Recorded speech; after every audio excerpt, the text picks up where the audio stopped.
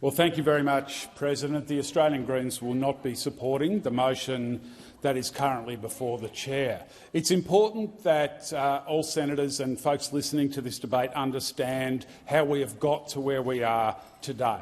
The Liberals, when in government, put in place a massively regressive tech tax package. They legislated it, and it was regressive for a range of reasons, including the fact that it massively flattened out the income tax regime in this country.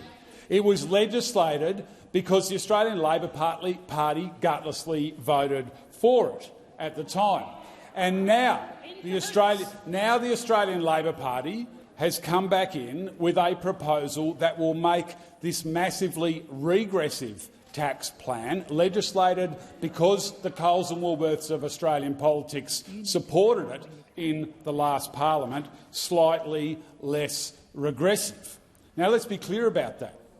Labor's proposal doesn't make Australia's tax system more progressive than it currently is. It simply ensures that after 1 July it will be less regressive than it otherwise would have been, and the fact that it would have been massively regressive is on the shoulders of both the LNP and the ALP in this place.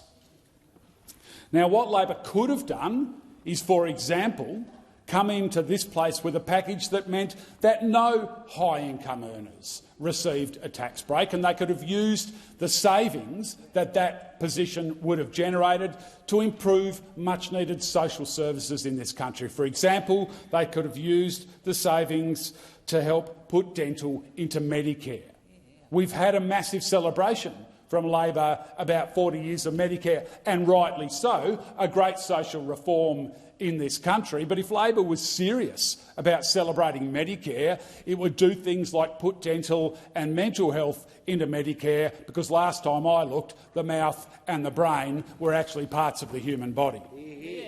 Now, what we have seen is Labor quite rightly saying when economic conditions change, so should government policy. Big tick on that. Couldn't agree more. So let's talk about negative gearing and the capital gains tax discount, because what those obscene taxpayer subsidies to property investors mean is that when people who are currently renting in Australia getting smashed by high rents, who desperately want to buy their first home, they're going into the market and they are being outbid by property investors, because those property investors have pocketed massive, and will pocket into the future, massive subsidies from the public purse in the form of negative gearing and the capital gains tax discount. It is a grossly unfair and inequitable system, and it is stopping hundreds of thousands of young Australians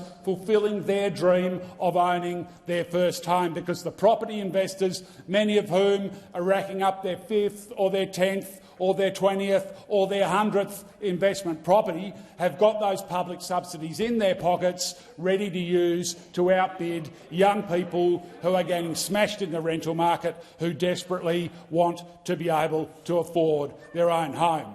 Economic conditions change, so should government policy, and the Labor Party should reform the negative gearing and capital gains tax policy settings to give young Australians a fair crack at buying their first home, and not have so many young Australians being outbid by wealthy property investors who are able to outbid them because of the massive, obscene taxpayer subsidies that they get through negative gearing and the capital gains tax discount.